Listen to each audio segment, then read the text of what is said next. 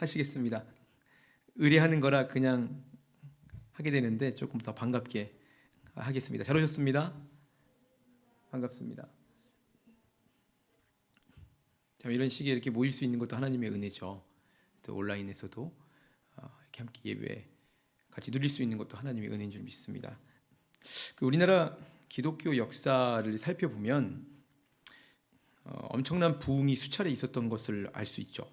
특별히 말씀 사경회, 부흥회를 한다고 하면 한 동네에서 수백 명, 때로는 수천 명까지 모여들곤 했습니다.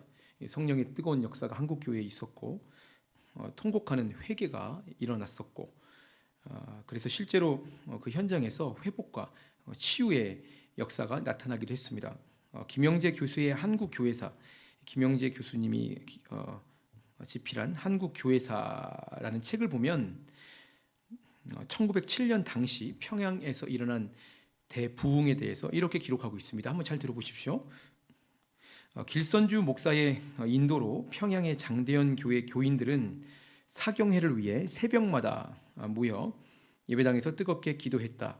시간이 되어 사경회가 시작되었고 월요일 저녁 갑자기 기도가 폭발했다. 대표 기도를 부탁했으나 서로 먼저 기도하려고 나서는 사람이 너무 많아 다 함께 통성으로 기도했다. 온 교인이 하나님의 능력에 사로잡혀 눈물로 회개하면서 기도하기를 새벽 2시까지 계속하였고 이것은 그 다음 날에도 이어졌다. 이것을 시작으로 한국 교회는 성령의 불길에 그들의 죄를 태우는 통해를 경험하였다.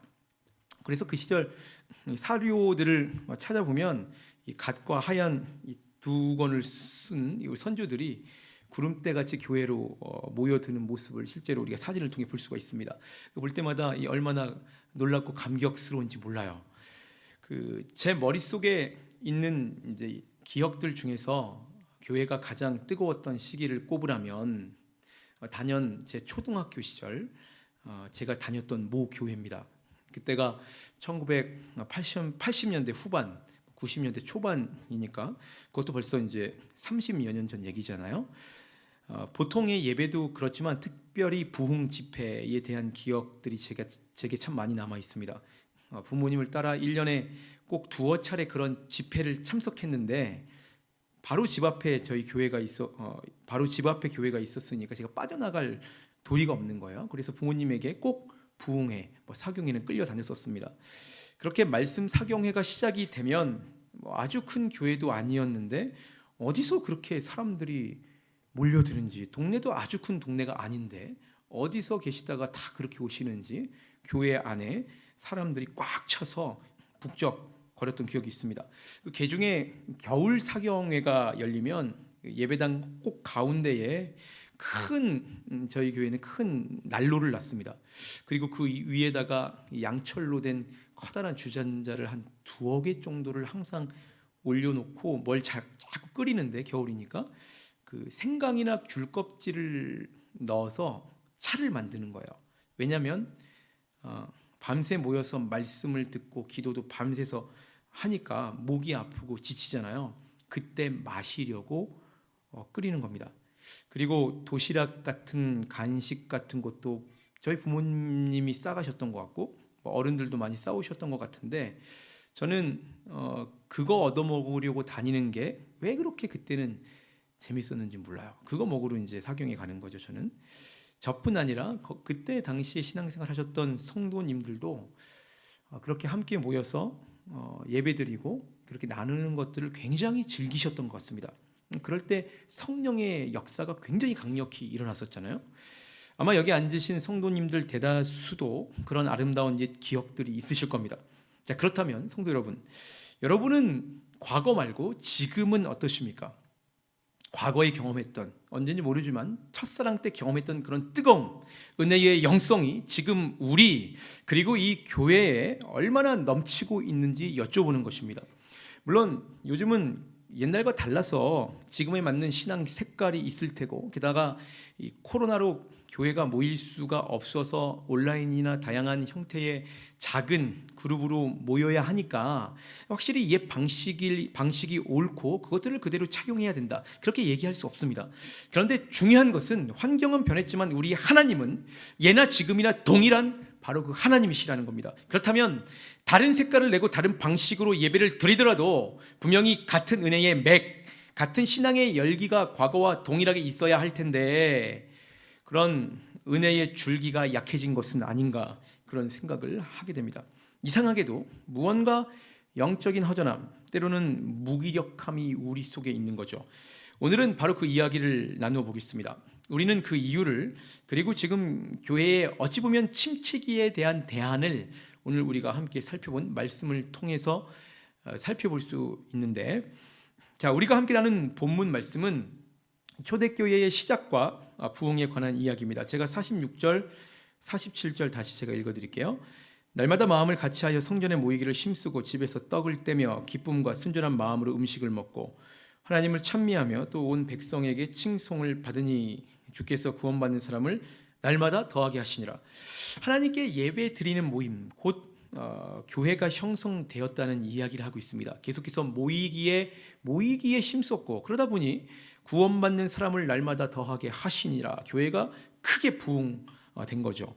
그런데 다들 아시듯이 당시 예수라는 이름으로 모이고 예배를 드리는 게 참 힘든 시기였습니다. 교회 다니면 사회에서 격리되고 잘못하면 돌에 맞아 죽을 수도 있었습니다. 실제로 사도들을 비롯한 많은 성도들이 박해받거나 순교했잖아요.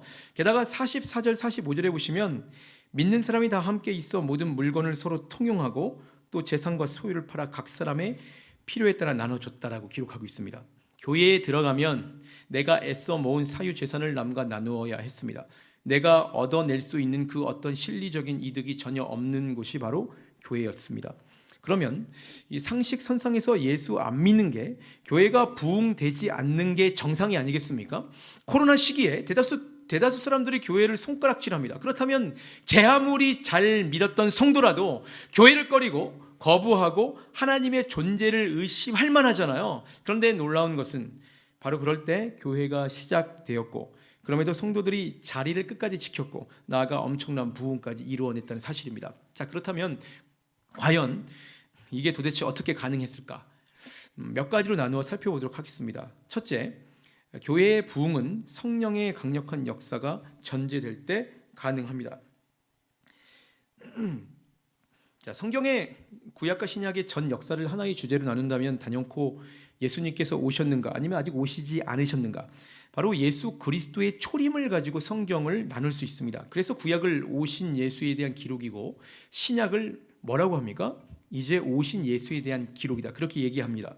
그리고 더불어서 예수님께서 오신 이 신약을 다시 하나의 주제로 나눈다면 바로 성령께서 오시기 전과 오신 이후, 곧 오순절 성령 강림 사건을 놓고 둘로 나눌 수 있습니다. 그만큼 성령의 역사가 신약에서 참으로 중요하다는 뜻이에요.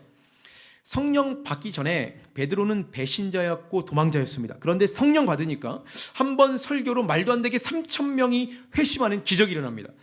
배신자 바로 그 베드로가 성령 받으니까 나사렛 예수 그리스도 이름으로 일어나 걸으라 라고 외쳤더니 앉은뱅이가 벌떡 일어나서 춤추고 하나님을 찬양했더라. 그렇게 매번 두려워하고 근심하고 절망해서 아무런 힘도 못 쓰던 제자들이 이제는 어떤 환경 속에서도 평안하고 담대하고 힘이 나서 능력을 행하는 기이한 일들이 바로 오순절 성령 강림, 그때부터 시작이 됩니다. 그리고 그 가운데 아주 특이한 현상이 나타나는데요, 바로 그러한 능력과 은혜 아래서 흩어져 도망해도 모자랄 판에 제자들이 모여들더니 어느새 하나의 큰 공동체를 형성했다는 것입니다. 바로 교회가 시작된 거죠.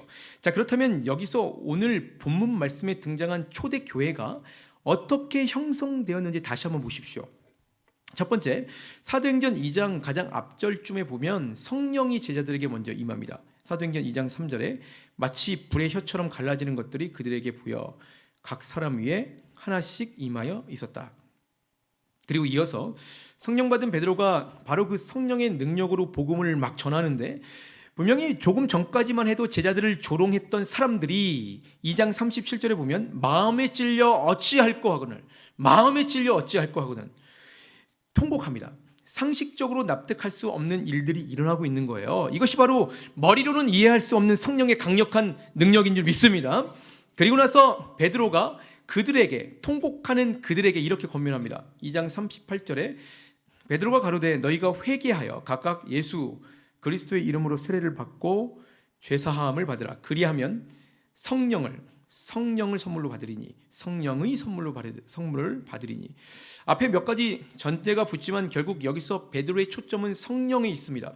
성령 받으면 해결한다, 그 말입니다. 그 말에 41절에 보시면 그 말을 받은 사람들은 세례를 받음에 이날에 신도의 수가 3,000이나 더하더라 라고 기록하고 있잖아요. 다시 한번 읽어드리겠습니다. 그 말을 받은, 성령을 받으라는 말을 받은 사람들은 세례를 받음에 이날에 신도의 수가 3,000이나 더하더라. 베드로의 권면을 받아들인 신도의 수가 3,000이나 되었다. 여기서 신도의 수에 해당하는 헬라어 단어는 생명을 뜻하는 푸시케입니다. 굳이 이 단어가 사용된 이유는 이 3,000명이라는 신도의 수가 그저 수적으로서의 3,000명이 군집을 이뤄서 교회에 나왔다가 아니라 이들은 생명을 얻은 3,000명이다. 그러니까 이들에게도 예수 그리스도의 영, 성령이 임해서 이들은 구원받은 사람이 됐다. 결국 이 모든 것이 성령의 역사로 가능했다라는 강조입니다. 따라서 정리하자면 결국 성령의 역사가 있어야만, 우리에게 성령이 부어져야만 애초부터 교회가 가능하다는 결론입니다. 자, 같은 맥락에서 오늘 본문을 보시면 이렇게 시작된 교회가 이후에 어떻게 되었다고 기록하는지 한번 보십시오. 47절에 구원받는 사람을 날마다 더하게 하시니라. 계속해서 수적인 부흥을 했다, 그렇게 말합니다. 그러면 부흥, 이것은 어떻게 가능할까요? 단서는 이들이 교회에서 모여서 가장 먼저 하기 시작했던 것이 무엇인지 기록한 42절에서 찾아볼 수 있습니다. 제가 읽어드리겠습니다. 그들이 사도의 가르침을 받아 서로 교제하고 떡을 떼며 오로지 기도하기를 힘쓰니라. 초대교회에서 이런 걸 했다는 얘기예요. 이것을 다시 원문을 쪼개서 나누어 번역하면 이런 말이 됩니다. 사도들의 가르침, 그리고 그 교제, 그리고 떡을 떼는 일과 그 기도들에 전적으로 헌신하고 있었다. 교회에서 성도들이 무엇을 했습니까? 다른 것 하지 않았습니다. 가르침이 있었습니다. 그리고 교제가 있었고 떡을 뗐고 기도를 했는데 이것들에 전적으로 헌신했다라고 했습니다. 여기서 우리가 특별히 주목할 것은 두 번째 기록된 바로 그 교제가 아니라 그 교제입니다. 언젠가 말씀드린 적이 있듯이 여기에서 그 교제를 해석할 때 보통 교제니까 성도들의 교제다, 친구교다라고 생각하기 쉬운데, 하지만 실제로 이것은 그런 사람들 간의 나눔, 그런 교제가 아니라 이미 모든 성도들과 교제하고 있었던 성령과의 그 교제를 뜻합니다. 온 성도들이 무엇보다 성령님과의 교제에 전적으로 심있게 동참했다는 얘기예요. 특별히 여기서 전적으로 헌신했다로 사용된 헬라어 단어는 미완료 과거 동사 그리고 현재 분사가 합쳐져 있는 것입니다. 그러니까 그러한 전적인 교제와 성령님과의 동참이 한 번만 하고 일회성으로 끝난 것이 아니라 계속해서 지금도 여전히 반복되고 있었다는 얘기예요. 결국 초대교회가 형성되고 그렇게 뜨겁게 나아갈 수 있었던 이유는 바로 성령님께서 그 속에 강력하게 역사하셨기 때문이다. 그리고 성령께서 강력히 역사할 수 있도록 성도들이 전적으로 매달려 기도했기 때문이다. 그렇게 결론 지을 수 있습니다. 사람의 생각으로 형성된 그룹은 불안정한 사람들의 생각과 감정에 따라 계속해서 변화되고, 그리고 때가 되면 사람들이 만들었으니까 당연히 무너지고 해체되게 되어 있습니다. 수지가 안 맞고 이해관계가 틀어지면 끝나는 거죠.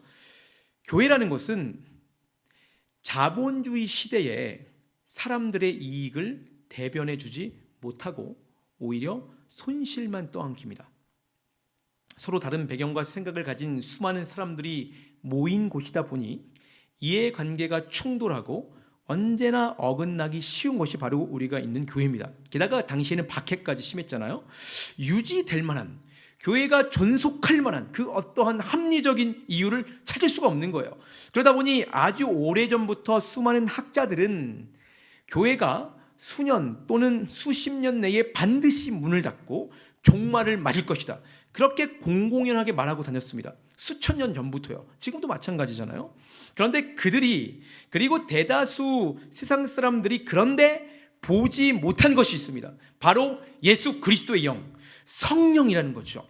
아무리 합리화시켜 보려고 해도 사람의 생각으로는 절대로 교회라는 독특한 공동체가 형성될 수 없습니다. 손해보는 장사할 사람은 아무도 없기 때문이죠. 그럼에도 교회가 시작될 수 있었던 것은 성령입니다. 교회는 성령이 있어야 유지되고, 교회는 오직 예수 그리스도의 영으로만 부흥할 줄 믿습니다. 성령은 세상이 보지 못하는 하나님을 보게 하고, 성령은 세상 사람들이 생각조차 할 수 없는 하나님의 일을 생각하고 깨닫게 해주시는 거죠. 이것은 예나 지금이나 똑같이 하나님께서 교회를 시작하고 이끄셨던 단 하나의 방식입니다. 초대교회는 바로 그 성령의 강력한 역사로 뜨겁게 부흥, 성장해 나갈 수 있었던 거죠. 고린도전서 1장 18절에 십자가의 도가, 그러한 성령의 능력, 십자가의 도가 멸망하는 자들에게는 너무나 미련한 것이죠. 왜 그런 시대에 교회를 나갑니까? 그러나 구원을 받은 우리에게는 무엇입니까? 하나님의 능력이라. 자, 사랑하는 성도 여러분, 우리 교회는 그 어떤 교회보다 성령에 대한 사모함이 있고, 힘들고 어려운 시기지만 그 어떤 것보다 어떻게든 모이기에 힘쓰고 있는 교회인 줄 제가 잘 알고 있습니다. 그런데 혹시나 그게 아닌 것 같다면, 내 마음에 이상하게도 너무나 유독 성전 예배당 모이기가 유독 두렵고, 그래서 기쁨과 순전한 마음이 어느새 사라지고, 내 안에 하나님에 대한 열정과 세상살이의 열정이 사라지고, 그래서 세상에 그리스도인으로서의 영향력을 미치지 못하고 계신 분들이 혹시 있다면 원인은 딱 하나입니다. 바로 내 안에, 우리 속에 성령의 역사 있는 거예요. 초대교회의 영광은 다른 데 있지 않습니다. 바로 성령입니다. 우리도 마찬가지죠. 성도 여러분, 성령 받으시길 축원합니다. 받으신 분들은 성령으로 매일매일 충만하시기를 또한 예수님 이름으로 축원합니다. 구하면 주시는 성령의 은혜, 나도 성령 받으면, 그리고 이곳에 놀라운 성령의 은혜가 넘치면 우리도 똑같이, 아니 그보다 더 크게 초대교회의 영성이 그리고 부흥을 맛보고 회복할 줄 믿습니다. 자, 두 번째, 교회의 부흥의 시작은 하나님의 말씀에 있습니다. 다시 42절을 보시면 사도들의 가르침이 있었고, 그 교제, 떡을 떼는 일과 그 기도들에 전적으로 헌신하고 있었다. 그 사도들의 가르침과 교제, 떡을 떼고 기도하는 이 네 가지 초대교회의 아주 중요한 요소들은, 이 네 가지 요소들은 물론 등위 접속사 그리고를 사용해서 네 개가 동등하게 연결된 동등한 초대교회의 부흥의 요소들입니다. 초대교회 신자들은 이 네 가지에 대해서 동등하게 계속해서 전념하고 있었다는 얘기죠. 그럼에도 사도들의 가르침이 가장 앞서 기록된 데에는 그만한 이유가 있다고 저는 확신합니다. 초대교회는 베드로의 말씀을 통해 변화된 사람들이 모였고, 그 안에서도 무엇보다 말씀을 가르치고 듣고 나누는데 집중하고 애를 썼던 거죠. 자, 예수님께서 처음 제자들을 부르십니다. 그리고 계속해서 제자들과 함께 하시면서 여러 기적들을 보이시고, 무엇보다 말씀을 전하고 가르치시는데 집중합니다. 왜냐하면 로마서 10장에 그러므로 믿음은 들음에서 나며 들음은 그리스도의 말씀으로 말미암았느니라.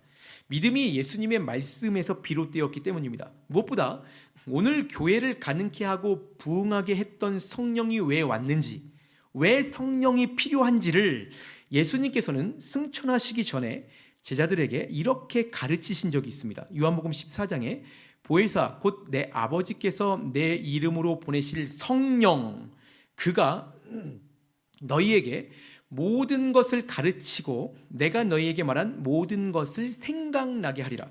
성령의 목적은 예수님께서 전하신 말씀이 생각나게 하는 것이라고 하시는 거죠. 성령의 다양한 기능들 중에서 무엇보다 중요한 것은 예수를 믿는 사람들이, 그리고 무엇보다 우선해야 할 것은 바로 사도들의 가르침, 곧 말씀에 있다는 얘기예요. 히브리서 4장에 하나님의 말씀은 살아있고 활력 있어 좌우의 날선 어떤 검보다도 예리하여 혼과 영과 및 관절과 골수를 찔러 쪼개기까지 하며 또 마음의 생각과 뜻을 판단하나니. 한 사람을 변화시켜 예수님께 나아가게 하는 것은, 그것은 다른 무엇보다 말씀으로부터 시작됩니다. 제가 질문 하나 드릴게요. 지금도 말씀을 뛰어넘는 하나님께서 직접 주시는 직통 계시가 있을까요?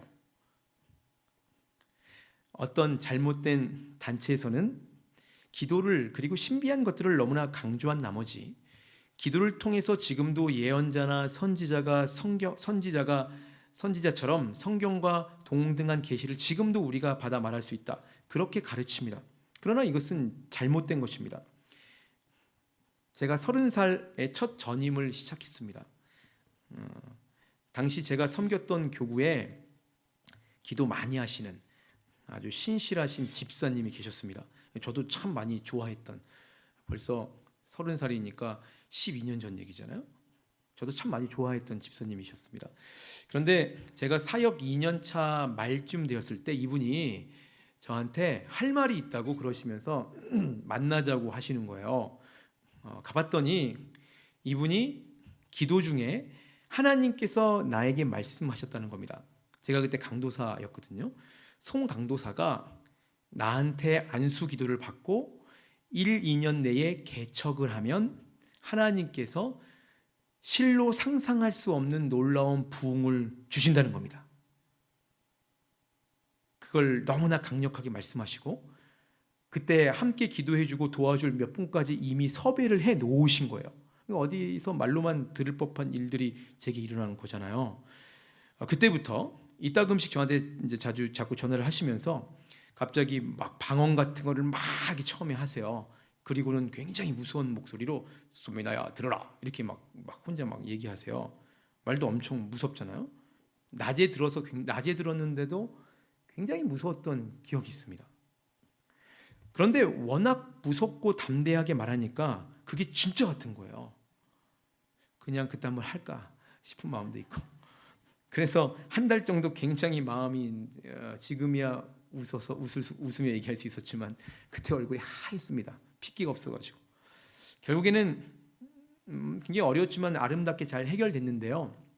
이런 일이 왜 일어나는 걸까요? 기도를 하지만 그러나 말씀이 우리 안에 없기 때문입니다. 말씀으로 매일 나를 점검하고 말씀이 내 신앙을 추동케 하지 않기 때문입니다. 자기 생각으로 막 기도하다가 성령 충만이 아니라 감정 충만해져서 순간 이게 하나님의 음성이구나 라고 착각해서 그렇습니다. 사단이 그걸 노리고 얼마나 많은 성도들을 뒤흔드는지 몰라요. 그래서 사도들의 가르침이 무엇보다 중요하다는 겁니다. 어떤 분들은 말씀을 듣는 것, 그리고 말씀에 대한 다양한 형태의 교육 같은 것들을 등한시합니다. 이러한 경향은 시대와 맞물려서 찬양이나 어떤 형태의 기도를 통해서 가슴이 뜨거워지는 그런 감정적인 폭발이 있어야만 진짜 신앙이다, 그렇게 착각하고 그런 것들을 추구하는 경향이 급속도로 사실 꽤나 오래전부터 나타나고 번지기 시작했습니다. 그러나 이것은 분명히 잘못된 일이죠. 그리고 굉장히 위험합니다. 우리가 잘 아는 위대한 청교도 신학자 조나단 에드워즈라는 분이 계세요. 이분이 신앙 감정론이라는 이분의 책이 있는데, 이분 책의 서론에 보시면 다음과 같은 글이 기록되어 있습니다. 제가 잘 읽어드릴게요. 뭐라고 기록되어 있는지 들어보세요. 에드워즈는 감정과 격정은 종종 같은 것으로 말해지지만 이 둘을 구별해야 할 충분한 근거가 있다고 말한다. 그는 격정을 육적인 욕정에 미치는 영향이 더 격렬한 성향이라고 묘사한다.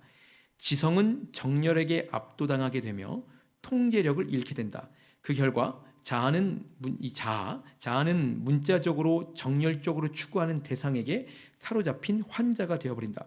그러나 감정은 정반대의 상황을 연출한다. 감정은 선택작용이 가능하도록 명석한 이해와 충분한 자아 통제력을 동반하는 것이다. 신앙은 미지근하기가 가장 불가능한 영역이며 따라서 마음을 만지는 확고하고 강력한 애착을 포함하지 않는 믿음은 참된 믿음이 아니다. 같은 맥락입니다. 이게 뭐라고 얘기하고 있는 거냐면 두 가지인데, 첫 번째, 믿음이라는 것은 성령의 역사로 내 감정이 활활 불타올라서 주님을 뜨겁게 사랑하는 것이다. 그런 뜨거운 감정이 없으면 과연 그것이 신앙이겠는가? 그런 얘기를 하고 있는 겁니다. 그리고 두 번째, 그 뜨거운 사랑, 그 감정은 선택작용이 가능하도록 명석한 이해와 충분한 자아 통제력을 동반해야 한다. 곧 그러한 뜨거운 감정은 사도들의 가르침이 선행 그리고 유지되어야 한다는 것입니다. 가르침이 없이, 말씀이 없이 단지 가슴이 뜨거워지는 것을 그는 격정이다, 곧 육체에 붙잡힌 성향이다 라고 말합니다. 가르침으로 통제되지 않는 감정은 위험하다는 얘기예요. 그래서 그런 사람을 환자다 그렇게 표현합니다. 그러나 명석한 이해와 그로 인한 통제력이 동반한 감정, 곧 지성적인 인지, 사도의 가르침이, 말씀이 있고 그와 함께 내게 임하는 성령의 감성적인 뜨거운 역사는 우리를 아주 바르고 뜨겁게 하나님께 나아가게 한다. 그런 얘기를 하고 있는 것입니다. 오늘 말씀과 똑같은 얘기죠. 먼저 사도들의 가르침, 성경 교육, 이 말씀이 반드시 먼저 충분히 내게 녹아들어야 바른 신앙이 서고, 그리고 나서야 성령의 역사가 있고 또 교회가 바르게 부흥할 수 있다는 말이죠. 자, 그렇다면 우리가 사도의 가르침을 받기 위해서 행해야 할 것은 무엇이겠습니까? 먼저 무엇보다 우리가 함께 모여있는 이 예배, 특별히 주일 예배에서 최선을 다하는 것입니다. 예배를 통해 우리는 하나님의 말씀을 가장 먼저 제대로 받을 수 있습니다. 그리고 목장 모임이나 양육 과정을 통해서 그 말씀을 가슴에 새기고 더 깊이 듣고 배울 수 있는 거죠. 주일 말고 따로 모이시기가 피곤하실 겁니다. 그러나 거기서 생명이 나오고 거기서 믿음이 나온다면 당연히 누구나 다 할 수 있고 해야 되는 거죠. 이번 주까지 보이스 바이블이 있습니다. 아직 신청할 자리가 있습니다. 보이스 바이블이 있고 하트 프레임은 계속해서 진행되고 있습니다. 힘을 다해 참여하셔야 돼요. 한 번 더 강구하기를, 성도 여러분, 예배 속에서 선포되는 말씀을 간절히 사모하시기 바랍니다. 그리고 매일 말씀으로 나를 점검하고 무장하십시오. 그래서 온전히 하나님의 말씀 가운데 바로 서고, 그래서 성령의 뜨거운 은혜를 매일 경험하시는 귀한 성도님들 되시기를 간절히 소망합니다. 자, 말씀을 정리하겠습니다. 인류 최초의 사회학 교수, 오늘은 인용한 게 조금 많이 있네요. 인류 최초의 사회학 교수로 유명한 이 프랑스 사람 에밀 뒤르켐이라는 사람이 있어요. 굉장히 유명한 기독교 계통 말고 사회학에서 굉장히 유명한 분입니다. 에밀 뒤르켐. 이분이 어떤 이야기를 자꾸 했냐면, 종교가 종교로서 기능을 하기 위해서는 반드시 믿는 사람들의 집단, 모이는 모임이 있어야 한다고 강조했습니다. 모이는 것에 대한 중요성을 일반 사회학에서 유례 없이 표현한 거죠. 이 뒤르켐의 사상에 대해서 종교사회학자 오경환 교수, 이분이 이렇게 정리하고 있습니다. 이것도 한번 잘 들어보십시오. 뒤르켐은 종교와 주술, 우리가 하는 미신 같은 거 있잖아요. 주술. 뒤르켐은 종교와 주술을 구분할 수 있는 아주 중요한 기준을 이렇게 정의했다. 바로 집단, 모이는 것이다. 종교는 언제나 하나의 집단과 연결되어 있다는 것이다. 인간의 역사 전체를 보아도 집단을 갖지 않는 종교는 하나도 없고, 종교 생활이 있는 곳에는 언제나 그것의 토대가 되는 일정한 집단, 모임이 있다. 그와는 달리 미신 같은 주술은 집단과 연계되어 존재하지 않는다. 오히려 주술자는 개인의 독립성을 유지하고 집단을 피하는 경향이 나타난다. 굉장히 중요한 얘기입니다. 사회학이라는 세속 학문은 교회가 모이는 곳이기 때문에 교회일 수 있고, 모였기 때문에 교회가 선한 영향력을 발휘해서 사회를 정화하고 통합할 수 있다라고 말하고 있습니다. 각 개인이 모이는 것은 종교가 아니고 주술일 뿐이다. 저는 모이기 어려운 이때에 이 굉장히 유명한 이론을 우리가 한 번쯤은 깊이 생각해 볼 필요가 있다고 생각합니다. 온라인에서 개인적으로 모이는 것이 과연 어디까지 허용되어야 하는가? 그 시간이 지속된다면 혹시 우리 생명과도 같은 이 신앙이 주술과도 같아져 버리지는 않겠는가? 위기감을 가져야 된다는 얘기죠. 온라인 예배는 코로나 이전에도 있었고 생각보다 적지 않은 사람들이 교회를 정하지 않고 아주 오래전부터 온라인을 통해 예배를 드려왔습니다. 그 사람들을 보통 가나안 교인들이다 그렇게 우리가 지칭하는데, 한국기독교협의회 자료에 따르면 2012년 10.5%였던 온라인 예배자들이 2017년 5년 뒤에 23.3%로 12.8% 증가된 것으로 조사되었습니다. 지금은 폭발적으로 늘어났겠죠. 이들은 말하죠. 굳이 교회에 나가지 않아도 내 신앙을 유지할 수 있습니다. 그렇게 자신들을 합니다. 그런데 실제로 또한 통계적으로 조사해 보니까 그렇지가 않습니다.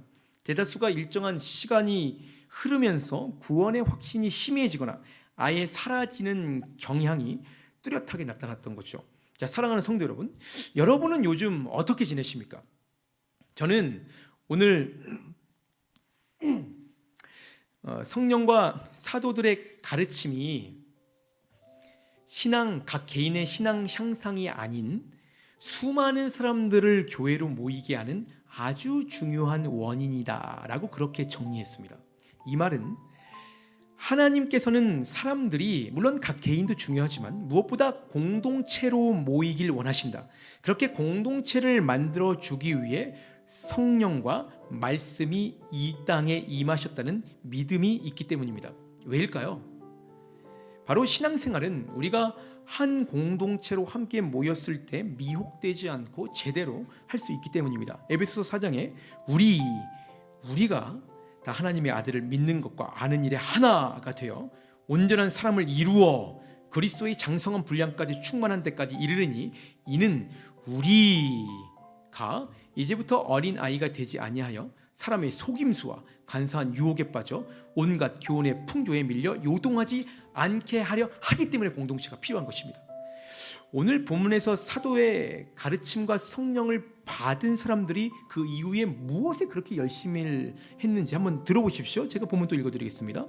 믿는 사람들이 다 함께 있어 모든 물건을 서로 통용하고 또 재산과 소유를 팔아 각 사람의 필요를 따라 나눠주며 날마다 마음을 같이하여 성전에 모이기를 힘쓰고 집에서 떡을 떼며 기쁨과 순전한 마음으로 음식을 먹고 하나님을 찬미하며 또 온 백성에게 칭송을 받으니 주께서 구원받는 사람을 날마다 더하게 하시니라. 성령은 그리고 말씀은 우리를 한 곳에 모이게 합니다. 그리고 함께 모인 그 집단, 그렇게 함께 모인 그 공동체를 우리는 비로소 교회다 그렇게 부릅니다. 그렇게 성도와 성도가 한 교회에 모여 서로 연결되었을 때 비로소 사람들은 떡을 떼며 기쁨과 순전한 마음으로 하나님을 찬미할 수 있는 것입니다. 그랬을 때 날마다 구원받는 사람들이 더하게 되는 것이죠. 자, 사랑하는 성도 여러분, 우리는 코로나라는 위기 속에서 모이지 못하는 아주 힘겨운 시기를 보내고 있습니다. 그럴 때 우리는 어떻게 해야 될까요? 어떤 방식으로든 우리가 할 수 있는 범위 내에서 최선을 다해 모여야 합니다. 모든 예배는 20% 나올 수 있습니다. 20% 나올 수 있습니다. 교회는 최선을 다해 방역하고 여러분을 위해 기도하고 있습니다. 여기 여러분이 오실 빈자리가 많이 있습니다. 기회가 되는 대로 나오십시오. 그래서 모였을 때 경험할 수 있는 놀라운 하나님의 은혜를 누리십시오. 온라인에서 또 모일 수 있습니다. 하트 프레임 모임이 있고 각 부서 양육과 다양한 프로그램들이 온라인 세계에서 또한 준비되고 모임을 받고 있습니다. 그러면 그냥 보내지 마시고 꼭 모이십시오. 그렇게 모였을 때 성령께서 우리를 주장하셔서 메말랐던 영혼의 생기가 돌고 우리가 생각지도 못했던 교회와 각 개인의 놀라운 영적 부흥과 육적 회복이 오늘 바로 이 시간 우리에게 임할 줄 믿습니다. 우리 함께 찬양하시겠습니다.